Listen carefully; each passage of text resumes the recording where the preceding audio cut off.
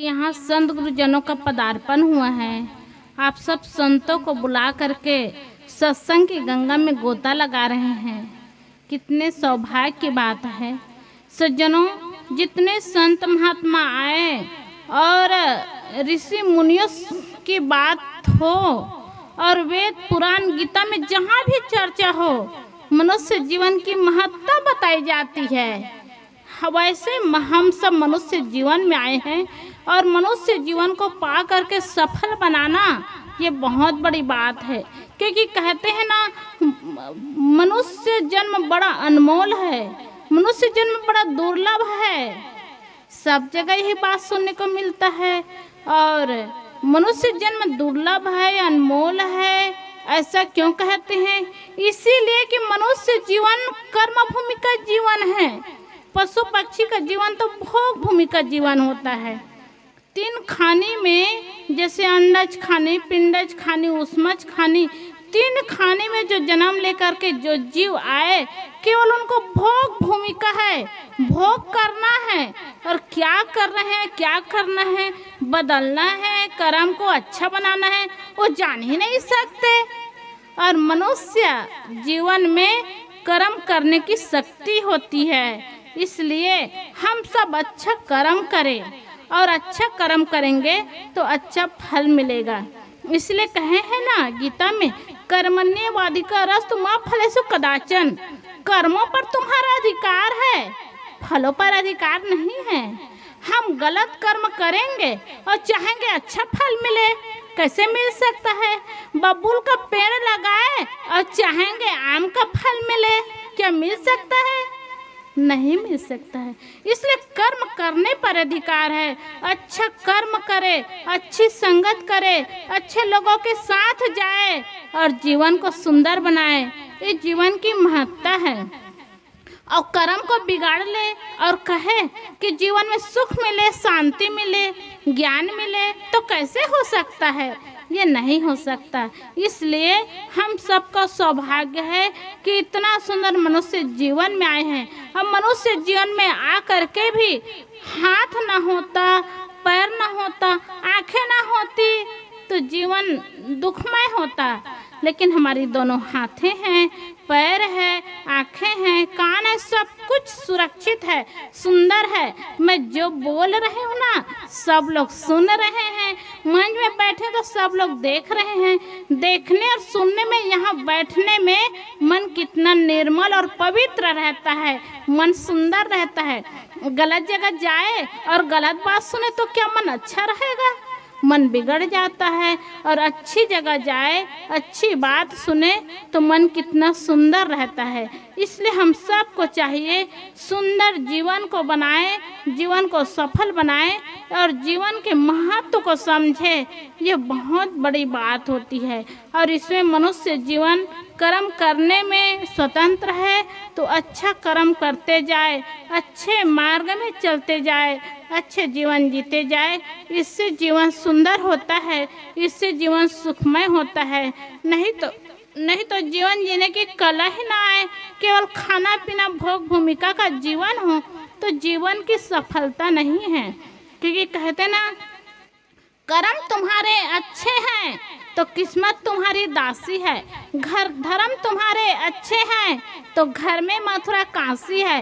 कर्म धर्म दोनों अच्छे तो जीव बने अविनाशी है। और कर्म धर्म दोनों बिगड़े तो गले में यम की फांसी है। इसलिए गले में यम की फांसी न लगाए, कर्म और धर्म को न बिगाड़े, कर्म और धर्म को बनाए, अच्छे मार्ग में चले, अच्छा काम करे, अच्छा जीवन जिए। ये जीवन की बहुत बड़ी सफलता है। जितने भी ऋषि मुनियों की चर्चा सुनते हैं और ज्ञान की बातें सुनते हैं, तो चर्चा में क्या करते हैं? उनके कर्म को तो याद करते हैं। और पहले सत्र में उंगलीमाल डाकू की चर्चा हो रही थी, तो उनकी चर्चा क्यों करते हैं?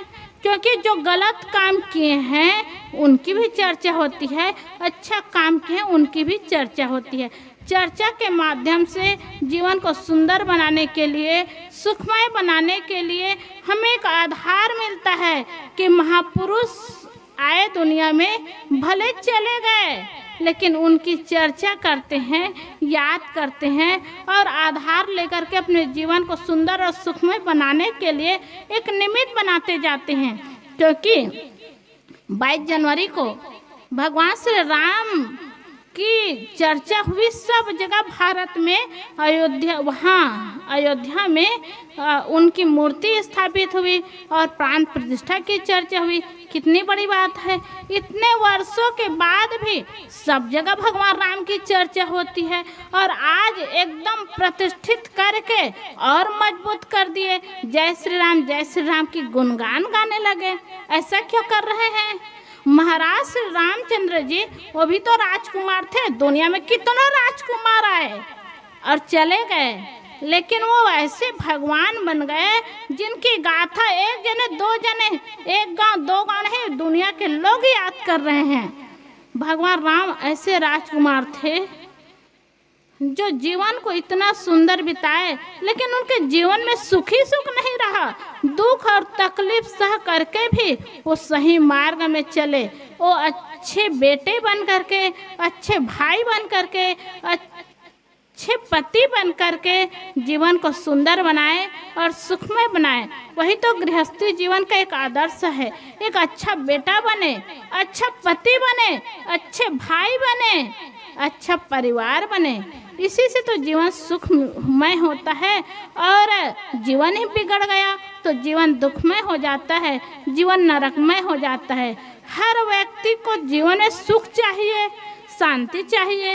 और सुखी नहीं, शांति नहीं तो कितना धन संपत्ति हो, कितना 10 मंजिल का मकान हो, कितना परिवार हो, क्या फायदा और किस काम का?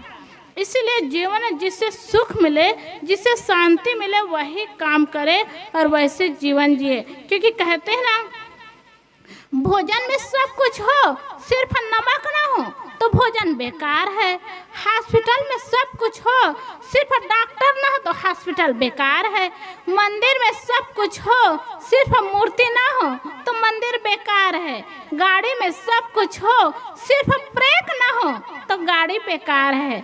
और जीवन में सब कुछ हो, धन हो, संपत्ति हो, जमीन हो, मकान हो, दुकान हो, सब कुछ हो, और मन की शांति ना हो तब जीवन बेकार है। इसलिए जीवन में असली धन, असली संपत्ति मन की शांति है। और मन की शांति के लिए वैसे काम करें, वैसे जीवन जिए तो निश्चित है ये जीवन सफल होगा, सुंदर होगा और सुखमय होगा। और ये सुंदर जीवन जीने के लिए, सफल जीवन जीने के लिए हम सबको संत महात्मा मिले हुए हैं, संत गुरुजन मिले हुए हैं। संत गुरुजन इतने दयालु होते हैं। आपके गांव में आए हैं तो पैसे नहीं देंगे, जमीन मकान नहीं देंगे, वो तो पैसे देंगे तो पैसे भी लेंगे, लेकिन 1 रुपया पैसे का भी महत्व आपसे मिलता है ना, तो संत महात्मा दुरुपयोग नहीं करते, उस पैसे का सदुपयोग करते हैं और आप सबको ज्ञान की बातें बताते हैं, जिससे जीवन में सुख आए, शांति आए, जिससे जीवन में परिवार में सुख हो, शांति हो, संपत्ति हो और इसी तरह जीवन सुखमय होगा। तो संत गुरुजन सही रास्ता बताते हैं, सही ज्ञान बताते हैं और सही मार्ग बताते हैं। तो हम सबको चाहिए सही मार्ग में चले, सही जीवन जिए। ये जीवन की बहुत बड़ी सफलता है और इसमें हम सब स्वतंत्र हैं, इसमें कोई पराधीनता नहीं है।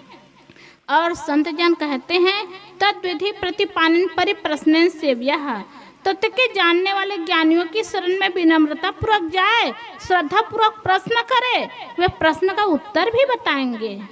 तो दयालु संत जन आते हैं तो संत जन सब अपनी बात बताते हैं, ज्ञान की बात बताते हैं, जिससे जीवन सुंदर हो, सुखमय हो। सब लोग सुखी तो चाहते हैं, कौन दुख चाहेगा? दुख तो कोई नहीं चाहता, सब सुखी जीवन चाहते हैं। तो जीवन को सुखी बनाना है, सुंदर बनाना है तो सही मार्ग में चले, सही काम करे, सही जीवन जिए।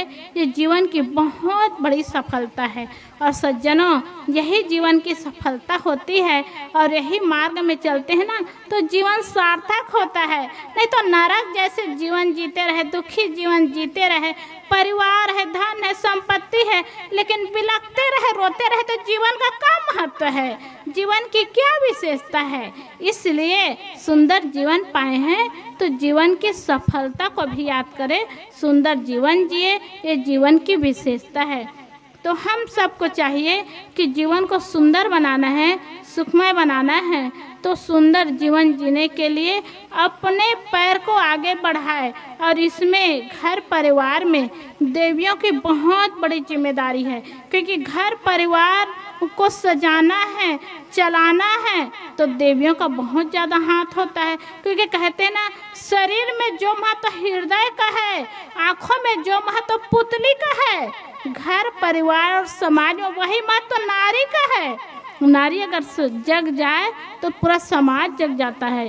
क्योंकि कहते ना,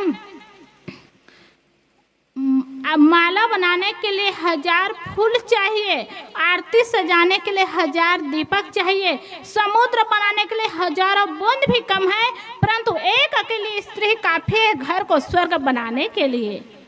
तो घर को स्वर्ग बनाने के लिए एक सुंदर, समझदार और संस्कारी स्त्री काफ़ी है। ऐसी स्त्री घर को, परिवार को सुंदर बनाती है, सुखमय बनाती है, संस्कारी बनाती है। इसलिए माताओं की बहुत बड़ी जिम्मेदारी है। इसलिए माताएं केवल चूल्हा चौकी बनाना है, भोजन बनाना है और देवताओं को खिलाना है, यही काम नहीं है। सबको सुंदर संस्कार देने हैं, क्योंकि माताओं के गर्भ से तो बच्चे को संस्कार मिलता है और गर्भ का संस्कार अमिट होता है। बात का संस्कार तो लिपापोती होता है और गर्भ का संस्कार अमिट होता है। इसलिए माँ का संस्कार सुंदर होगा, माँ का जीवन सुंदर होगा तो बच्चे का जीवन सुंदर हो, और बच्चे का ही नहीं पूरा परिवार का जीवन सुंदर होगा। इसलिए तो कहा है ना, नारी तू नारायणी कर अपनी पहचान, पीर पैगंबर ऋषि मुनि तेरी गोदी से हुए महान। नारी देश की जग जाए अगर, युग स्वयं बदलता जाएगा, और देवी दिव्य चिंतन जगाए अगर, हर मनुष्य देव बन जाएगा। अगर हर मनुष्य को देवता बनाना है तो नारियों को दिव्य चिंतन जगाना है, सुंदर संस्कार लेना है, संस्कारित होना है। तो हम सबको चाहिए कि ऐसे जीवन जिए, जीवन को सुंदर बनाएं, जिससे देवियाँ संस्कारित हो। जिस घर में देवियाँ हैं और संस्कारित है, निश्चित है वो घर और परिवार संस्कारित होता है। भाइयों को भी चाहिए अपने जीवन को सुंदर बनाना है, सुखमय बनाना है, तो सही मार्ग में चले, सही काम करे, सही जीवन जिए। ये जीवन की बहुत बड़ी सफलता है। हम सबको चाहिए कि इतना सुंदर मनुष्य जीवन में आए हैं तो जीवन को सफल बनाने के लिए, सुंदर बनाने के लिए, सुखमय बनाने के लिए सही मार्ग में चले, सही काम करें। और संत गुरुजन जो बोल रहे हैं ना, निरर्थक बातें नहीं बोल रहे हैं, एक एक बात समझा समझा करके बोल रहे हैं। एक एक बात को ध्यान से सुने और सुन करके उस मार्ग में चलना तो शुरू करें। ये नहीं कह रहे हैं कि घर परिवार छोड़ करके सब सफ़ेद कपड़ा पहनो, सब साधु बनो।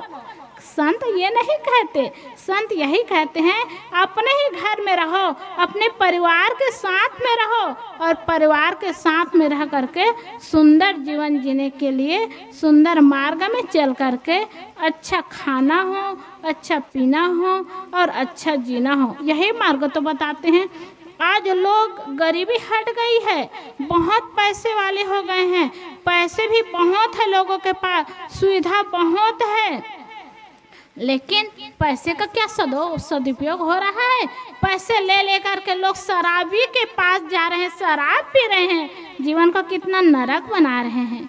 अरे सदुपयोग करें, कहीं सत्संग में जाए, 4 पैसा लगाए तो एकदम गर्व के साथ कहेंगे मैंने इतना दान किया है, और शराब पिए तब छुप छुप करके पिएंगे। तो जीवन को कैसे नरक बनाते हैं। इसलिए जीवन को स्वर्ग बनाए। स्वर्ग कोई आकाश पाताल में नहीं, कल आज बता रहे थे ना साहेब जी कि कोई आकाश पाताल में नहीं, इसी धरती में स्वर्ग है, इसी धरती में नरक है। हमारा जीवन सुंदर है, सुखमय है, तो हमारा घर, हमारा परिवार स्वर्गमय है, और इसी धरती में हमारा जीवन में दुख है तकलीफ है तो घर में परिवार में हमारे लिए नरक है। इसलिए स्वर्गमय जीवन बनाना है, सुंदर जीवन बनाना है, सुखद जीवन बनाना है तो कर्म पर स्वतंत्र है। अच्छा कर्म करे, अच्छा मार्ग में चले, अच्छा जीवन जिए और जीवन जी करके जीवन की सफलता बनाएं। यही हमारी ओर से बहुत बहुत शुभकामना है। इन्हीं शब्दों के साथ मैं अपनी वाणी को विराम करती हूँ। बोलिए सद्गुरुदेव की जय।